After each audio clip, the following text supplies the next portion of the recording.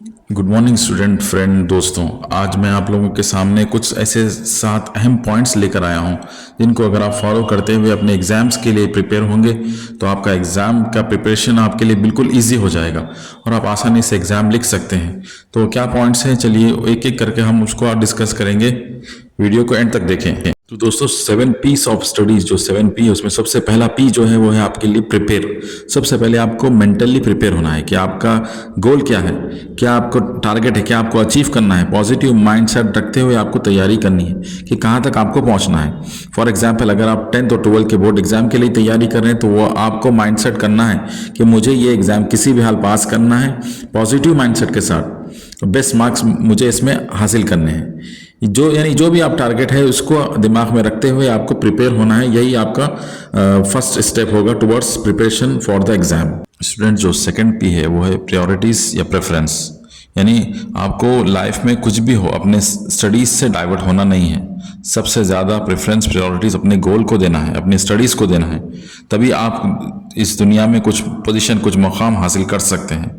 ठीक है, लाइफ है, इसमें अप एंड डाउन सबके साथ आते हैं, लेकिन आपको अपने गोल से डाइवर्ट नहीं होना है।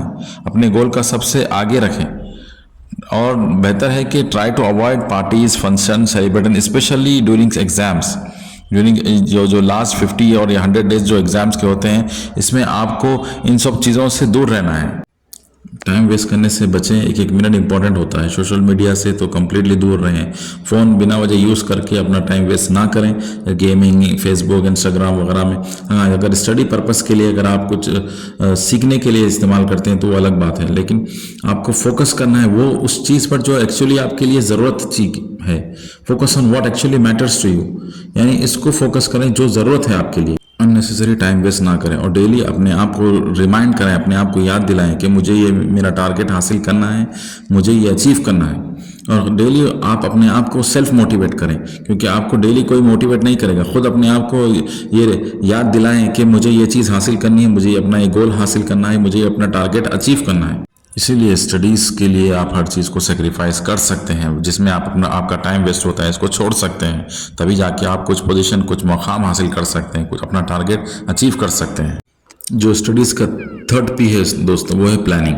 आपको स्ट्रैटेजिक प्लानिंग करनी है, स्ट्रैटेजिक स्टडीज़ करनी है, टाइम मैनेजमेंट करना है कि कौन सा सब्जेक्ट को आपको कितना टाइम देना है। ये आपको एनालाइज करना है अपनी एबिलिटी के ऊपर कि आप कौन से सब्जेक्ट में कितने परफेक्ट हैं। अगर कोई सब्जेक्ट आपको अच्छी तरह आता है, उसकी अंडरस्टैंडिंग अच्छी है, आप ज़्यादा अच्छा समझे हुए हैं, तो उस सब्जेक्ट को ज़्यादा टाइम दें जिसमें आप वीक हैं।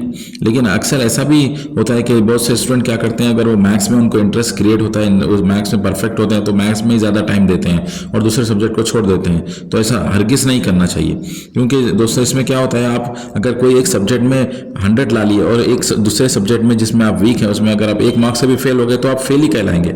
इसलिए सब सब्जेक्ट को बराबर टाइम दें और सब सब्जेक्ट में अच्छी तरह प्रिपेयर हों। दोस्तों जो आपको प्लानिंग में ये भी करना है कि आपको ऐसी जगह बैठकर स्टडीज़ करनी है जहाँ पर आपको डिस्टर्ब ना हो। ऐसा एटमॉस्फेयर क्रिएट करना है अपने सराउंडिंग में। कोई अगर आपके पास स्पेस अवेलेबल है तो आप सेपरेट अपना रूम बनाएं और वहीं पे आप स्टडी करें, ये आपके लिए बेहतर होगा, क्योंकि डिस्टर्बेंस से आपका माइंड डाइवर्ट हो जाएगा और आप कॉन्सेंट्रेट नहीं कर पाएंगे। तो प्लानिंग में आपको 2 चीज़ों का खास ख्याल रखना है। एक तो आपको सब्जेक्ट जिसमें आप सबको बराबर टाइम देंगे, और दूसरा ये है कि ऐसा लोकेशन आप सेट करें स्टडीज़ के लिए जहाँ पर आपको कोई डिस्टर्ब ना हो। तभी आप ये अपना जो गोल टारगेट है उसको अचीव कर सकते हैं विदाउट डिस्टर्बेंस। फ्रेंड्स अब तक हमने 3P डिस्कस किया है। फर्स्ट जो प्रिपरेशन, सेकंड प्रायोरिटाइज प्रेफरेंस और थर्ड वन है प्लानिंग। इन 3 चीज़ डिस्कस करने के बाद हम फोर्थ पे आएंगे, वो है पेइंग अटेंशन। अगर आप पढ़ने के लिए, स्टडीज़ के लिए बैठ रहे हैं तो आपको फुल्ली कॉन्सेंट्रेट करके फिजिकली मेंटली प्रिपेयर होना है। अगर आप सामने बुक रख के आपका माइंड कहीं और तरफ है, किसी और तरफ डाइवर्ट है, तो आपको कोई फायदा नहीं होगा। इसलिए fourth P is also important, that is paying attention. जहाँ भी आप कुछ पढ़ने के लिए, कुछ सुनने के लिए, कुछ समझने के लिए, कुछ सीखने के लिए बैठ रहे हैं तो फुल्ली आपको उसी तरफ प्रेजेंट होना पड़ेगा और माइंड को उसी तरफ कॉन्सेंट्रेट करना पड़ेगा। दोस्तों जो फिफ्थ पी है to success, to achieve the target, वो है प्रैक्टिस। अक्सर स्टूडेंट्स का ये भी डाउट होता है कि हम याद कर रहे हैं मगर याद नहीं हो रहा है, यानी एग्जाम में जाके भूल जाते हैं या याद कर लेते हैं, फिर वो जब इसको रिकॉल करते हैं तो कुछ भी याद नहीं होता है। तो उसमें मेन चीज़ जो है वो है practice. Practice make man perfect. आपको जितना है मैक्सिमम प्रैक्टिस ही करना है। प्रैक्टिस करने से आपको परफेक्शन मिलेगा। और कुछ अहम चीज़ें जो आपको प्रैक्टिस करनी है वो है आंसर याद करे बाद आपको डायग्राम की प्रैक्टिस करनी है। अक्सर लोग आंसर याद कर लेते हैं मगर डायग्राम की प्रैक्टिस नहीं करते, जिससे मार्क्स कट हो जाते हैं और मैथ्स को समझ जाते हैं मैथ्स के, मगर उसको प्रैक्टिस नहीं करते हैं। इस मैथ्स के अंदर आपको प्रैक्टिस बहुत ज़रूरी है। और इसी तरह इक्वेशन, डायग्राम्स के naming, graphs, biological graph, social में जो मैप्स होते हैं उनकी नेमिंग, ये बहुत इंपॉर्टेंट है। इन सबको आपको प्रैक्टिस करनी है, तभी आपको एग्जाम में आसानी होगी और उसको आप एग्जाम में आसानी से प्रोड्यूस कर सकते हैं, आसानी से लिख सकते हैं। जो नेक्स्ट जो है दोस्तों वो है हमारे पास परफॉर्मेंस एंड इवैल्यूएशन, यानी रिवॉर्ड योरसेल्फ। अब तक हमने 5 चीज़ें डिस्कस की, प्रिपरेशन किया है, prioritise and preference, third one था प्लानिंग, फोर्थ वन था पेइंग अटेंशन, फिफ्थ वन था practice, now six one is performance and evaluation. यानी आपको एग्जाम लिखना है विदाउट बोर्ड एग्जाम, आपको खुद अपने घर में प्रैक्टिस करनी है, प्रीवियस ईयर जो मॉडल पेपर्स है उसको सॉल्व करना है, देन खुद आपको उसको चेक करना है, चेक करके अपने आप को जहाँ पर आपका वीक एरिया है उस पर आपको वर्क करना है, तभी आप एग्जाम में जाकर परफेक्ट होंगे। तो उसको पहले ही आप एग्जाम से पहले आप अपना एग्जाम लें और अपने आप को इवैल्यूएट करें। स्टूडेंट्स जो लास्ट भी है वो है प्रेजेंटेशन। अगर आपको अच्छी तरह से एग्जाम में प्रेजेंट करना नहीं आता, 100% आप पेपर को जान दें फिर भी आप उसको अच्छी तरह से लिखना नहीं जानते, तो आपके मार्क्स कट हो सकते हैं। इसीलिए presentation skill is very important.